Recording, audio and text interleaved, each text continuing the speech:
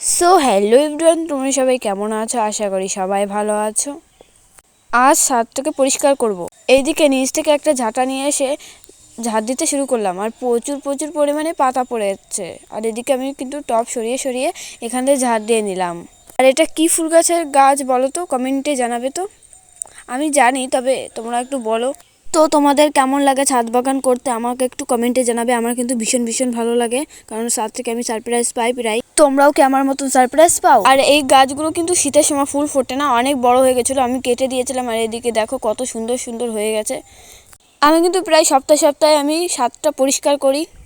ছাদ আমার পরিষ্কার করা কমপ্লিট, এখন তোমাদের দেখাবো।